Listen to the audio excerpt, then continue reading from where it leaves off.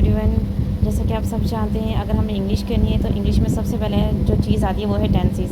अगर हमारे tenses clear नहीं होंगे तो हमारी इंग्लिश वो कभी भी इस तरह से नहीं हो पाएगी जिस तरह से हम करना चाहेंगे, क्योंकि टेंसेस वो बेसिक चीज़ है जो इंग्लिश के लिए बहुत ज़्यादा ज़रूरी होते हैं। तो मैंने बाज़ दफ़ा बच्चों को देखा है कि वो टेंसेस में बहुत ज़्यादा मिस्टेक्स कर रहे होते हैं। उनको हेल्पिंग वर्ड्स का नहीं पता होता, उनको एस या एस का नहीं पता होता, उनको ये नहीं पता किस टेंस में कौन सी फॉर्म यूज़ करनी है। तो उसके लिए हमें ज़्यादा कुछ नहीं करना, बस छोटी सी एफ़र्ट है। मैं लंबी चौड़ी तमीज़ नहीं बांधूंगी कि हम 12 दिन में 12 टेंसेस करेंगे। जस्ट आप फ्यू सेकंड्स में, फ्यू मिनट्स में आप अपने टेंसेस को अपने फिंगर टिप्स पे कर सकते हैं। फ़र्स्ट ऑफ़ ऑल हमने क्या करना है, हमने एक पेज लेना है, पेज पे हमने एक चार्ट बनाना है। इस तरह से ये चार्ट आप देख सकते हैं, क्लियरली आपको नज़र आ रहा है। इस तरह से आपने चार्ट बनाना है। अगर आपको हेल्पिंग वर्ड्स भूलते हैं या फिर आपको कोई और इशू आता है तो इस चार्ट को आप अपनी दीवार पे भी लगा सकते हैं, इस तरह से बना के। तो हमने पहले 3 कॉलम बनाए हैं इस तरह से, और 3 रोज़ बनाई हैं, 4 रोज़ बनाई हैं। पहले है present, past and future. Second हमारे पास इनकी फॉर्म्स जो होती हैं वो सेम ही होती हैं हमारे पास, जिस तरह से है present indefinite, present continuous, present perfect continuous. Secondly हमारे पास है past indefinite, past continuous, past perfect continuous. Third हमारे पास है future, future indefinite, future continuous, future perfect continuous. ठीक है, यहाँ तक चीज़ें क्लियर हैं आपको? अच्छा जी, आगे देखते हैं हम। अब हमने करना किस तरह से करना, हमने कुछ भी नहीं, छोटा सा ब्लॉक है, उस ब्लॉक में हमने उसको सारा लिख देना है कि एक प्रेजेंट इंडेफिनेट किस चीज़ के साथ डील करता है। फर्स्ट है प्रेजेंट इंडेफिनेट। इसकी पहचान क्या होती है? उर्दू फ़िक्रे के आखिर में ता है, ती है, ताहा वगैरह इस तरह की वर्डिंग होती है, और जिससे क्लियर हो जाता है कि ये प्रेजेंट इंडेफिनेट होता है। इंडेफिनेट में बेसिकली वर्क जो होता है ना तो वो मुकम्मल होता है, ना ही वो जारी होता है, ना ही वो हो चुका होता है। बस काम जो है वो नॉर्मली सिंपली वो काम का होना करार पाया जाता है इसके अंदर। इसमें हेल्पिंग वर्ब 2 होते हैं, डू और डज होता है। सिंगुलर के साथ डज का यूज़ करेंगे, प्लूरल के साथ डू हम यूज़ करेंगे। इसके अलावा अभी एक सबसे मोस्ट इंपॉर्टेंट क्वेश्चन जो बच्चे अक्सर रेज़ करते हैं कि हम एस या एस किसके साथ लगाएं। एस या एस की सिंपल सी फॉर्म है। हमने करना सिर्फ इतना है कि 5 हमारे पास वर्ड्स दिए गए हैं। एक है सी एच, एक है एस एच, दूसरा एस, दूसरा ओ एक्स, और पाँचवा है डबल एस। इनके साथ हम यस का इजाफा करेंगे, बाकी सब के साथ हम एस लगाएंगे। ये सिंपल सेंटेंसेस की हम बात कर रहे हैं, सिंपल सेंटेंसेस में होगा। इसके अलावा जो नेगेटिव इंटेरोगेटिव होंगे उनमें डू और डज यूज़ होगा, डू और डज का यूज़ करेंगे।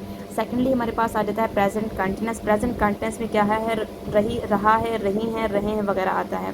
हेल्पिंग वर्ब में यूज़ होंगे इज़, एम आर यूज़ होंगे। अब यहाँ पे क्वेश्चन राइज होता है कि इस किसके साथ लगेगा। इस हम यूज़ करेंगे सिंगुलर के साथ। सिंगुलर हमारे पास कौन से हैं, ही, शी, इट, इनके साथ हम यूज़ करेंगे इज़। उसके बाद में आ जाता है आई के साथ हमेशा हम एम यूज़ करेंगे, एम। और फिर हमारे पास बाकी जो प्लूरल रह जाते हैं दे, यू, वी, इन सब के साथ हम यूज़ करेंगे आर। यहाँ तक क्लियर है आपको? नेक्स्ट, अब इसका बनाने का तरीका क्या क्या है। सबसे पहले हम लिखेंगे सब्जेक्ट, उसके बाद हेल्पिंग वर्ब, उसके बाद वर्ब, और फिर वर्ब साथ आईएनजी बेसिकली तो आईएनजी को हम फर्स्ट चौथी फॉर्म भी बोलते हैं, बट यहाँ पे मैंने आपको क्लियरली बताने के लिए first form plus ING and object. उसके बाद वर्ब इसमें हमेशा आईएनजी वाली यूज़ होती है, यानी कि फर्स्ट फॉर्म के साथ आईएनजी यूज़ होती है। क्लियर है? यहाँ तक हम 2 सेंटेंसेस कर चुके हैं, 2 ब्लॉक्स हम कंप्लीट कर चुके हैं। नेक्स्ट हमारे पास है प्रेजेंट परफेक्ट। प्रेजेंट परफेक्ट हमारा तीसरा टेंस हमारे पास आता है परफेक्ट का। प्रेजेंट परफेक्ट हम यहाँ पे देखेंगे इसकी पहचान क्या है, चुका है, चुकी है, चुके हैं वगैरह आता है। इसमें हेल्पिंग वर्ब यूज़ होंगे हैज़, हैव। अब हैज़, हैव किसके साथ यूज़ होगा, हम प्लूरल के साथ यूज़ करेंगे हैव, जिस तरह आई, वी, दे, यू। इस तरह के अगर आप फिंगर इन चीज़ों को याद कर लेंगे तो आपको बहुत आसानी हो जाएगी। इनके साथ हम यूज़ करेंगे हैव, और उसके बाद हमारे पास आ जाता है हैज़ है। अब हैज़ किसके साथ लगेगा, ही, शी, इट की हमारे पास सिंगुलर होते हैं तो इनके साथ हम हैज़ यूज़ करेंगे। अब इसका बनाने का तरीका क्या है, मेथड हमारे पास है subject plus helping verb plus verb की थर्ड फॉर्म यूज़ करते हैं, जिस तरह गो, वेंट, गॉन। तो इसमें थर्ड फॉर्म कौन सी बनेगी, हमारे पास गॉन बनेगी। तो हम यहाँ पे थर्ड फॉर्म यूज़ करेंगे और उसके बाद हमारे पास ऑब्जेक्ट आ जाएगा। यहाँ पे मैंने क्लियरली मेंशन भी कर दिया है कि वर्ब के हम थर्ड फॉर्म यूज़ करेंगे। उसके बाद हमारे पास आ जाता है इसका फोर्थ टेंस, यानी कि ता रहा है, ती रही है, दे रहे हैं, या वक्त का तयन किया जाता है। यानी कि इसमें वक्त की बात कर रहे होते हैं कि मैं सुबह से खेल रहा हूँ, मैं रात से पढ़ रहा हूँ, मैंने कल से खाना नहीं खाया। इस तरह से मतलब वक्त का तयन किया जाता है इसके अंदर। और इसमें ये है कि काम मुकम्मल हो भी जाता है बट वो कंटिन्यू रहता है। यानी कि मैं रात से पढ़ रहा हूँ, यानी कि मैंने काम कर भी लिया है और स्टिल अभी तक जारी है। तो यहाँ पे दो चीज़ें जो बच्चों को बहुत ज़्यादा कंफ्यूज करती हैं वो सिंस और फॉर। सिंस किसके साथ यूज़ होगा, फॉर किसके साथ यूज़ होगा। पहले हम इसका मेथड देख लें। Subject plus helping verb plus verb plus ING plus object और फिर हम सिंस फॉर लगाते हैं। सिंस फॉर को लास्ट पे लगाएंगे।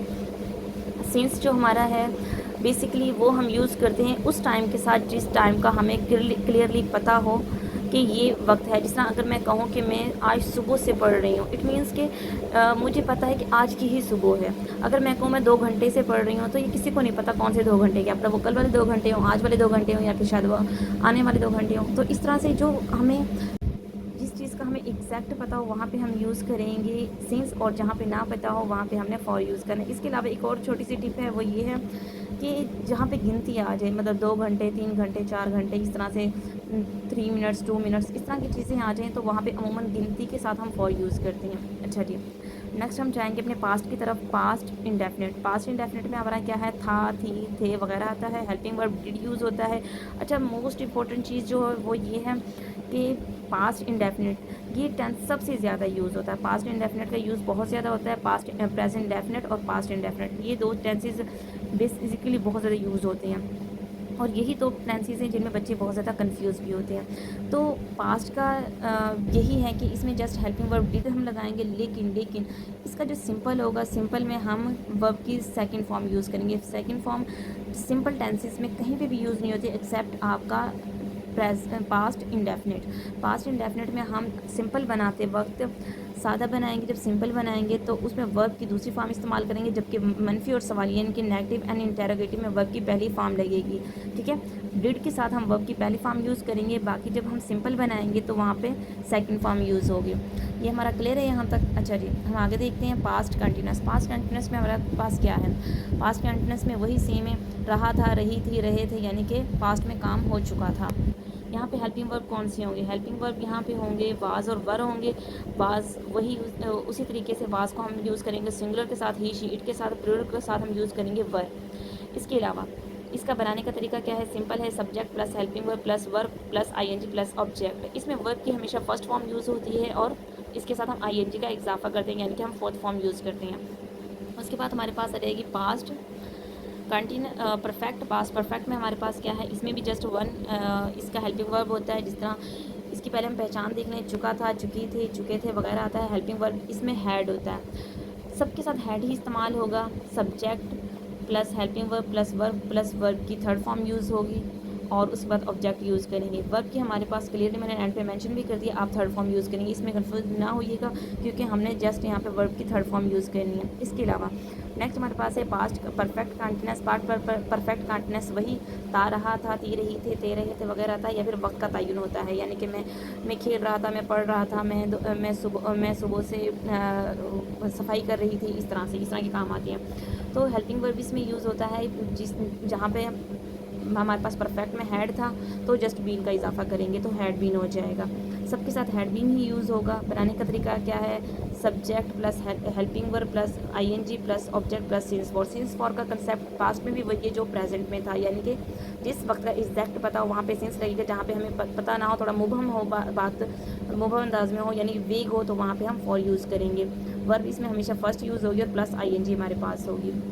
नेक्स्ट हम मूव करते हैं फ्यूचर की तरफ। फ्यूचर हमारा है फ्यूचर इंडेफिनिट। हम देखेंगे फ्यूचर इंडेफिनिट में क्या होगा, गा, गी, गे वगैरह आता है। हेल्पिंग वर्ब विल और शेल यूज़ होंगे। इसके अलावा विल और शेल कहाँ पे लगेगा, जो शेल है उसको हम जस्ट यूज़ करेंगे आई वुई के साथ, शेल को आई वुई के साथ यूज़ करेंगे, बाकी विल जो है बाकी सब के साथ हमारा विल आएगा। इसके अलावा इसका भी वही सेम मेथड है, subject plus helping verb plus first form verb plus object. Clear है यहाँ तक। अच्छा जी, अब नेक्स्ट हम देखते हैं फ्यूचर कंटिन्यूस। फ्यूचर कंटिन्यूस में हमारे पास क्या होगा, रहा होगा, रही होगी, रहे होंगे वगैरह आएगा। हेल्पिंग वर्ब है, विल बी और शेल बी है हमारे पास, विल बी और शेल बी। जिस तरह हमने प्रेजेंट इंडेफिनिट में देखा था, विल सबके साथ लगेगा, बस आई वुई के साथ शेल लगेगा। सेम इसी तरह प्रेजेंट फ्यूचर कंटिन्यूस में होगा। तो कि हम क्या करेंगे, सबसे पहले इसका मेथड अब देख लें, subject plus helping verb plus ING plus object. ठीक है, अब विल और शेल का तो कंसेप्ट क्लियर है कि सबके साथ हम विल भी लगाएंगे और आई वुई के साथ शेल भी यूज़ करेंगे। वर्ब की फर्स्ट फॉर्म यूज़ होगी और प्लस आईएनजी हम लगाएंगे। क्लियर है यहाँ तक। नेक्स्ट हम देखेंगे फ्यूचर परफेक्ट, फ्यूचर परफेक्ट में क्या है, चुका होगा, चुकी होगी, चुके होंगे वगैरह आएगा। इसमें हेल्पिंग वर्ब कौन सा आएगा, विल हैव और शैल हैव। ठीक है, विल हैव और शैल हम यूज़ करेंगे। इसका मेथड देख लें आप, subject plus helping verb plus verb plus third form plus object. अच्छा जी, अच्छा यहाँ पे एक चीज़ क्लियरली आप देख लें कि बाज़ दफ़ा बच्चे होते हैं जब दो हेल्पिंग वर्ब आ जाएँ, जिस तरह will have shall have, will be shall be, will have been shall have been, या हैड बीन, इस तरह के हेल्पिंग वर्ब्स आ जाएँ तो बच्चे नॉट जो होते हैं नेगेटिव बनाते वक्त नॉट का इस्तेमाल हमेशा सारे वो हेल्पिंग वर्ब लगाने की बात करते हैं, जबकि ऐसा नहीं है।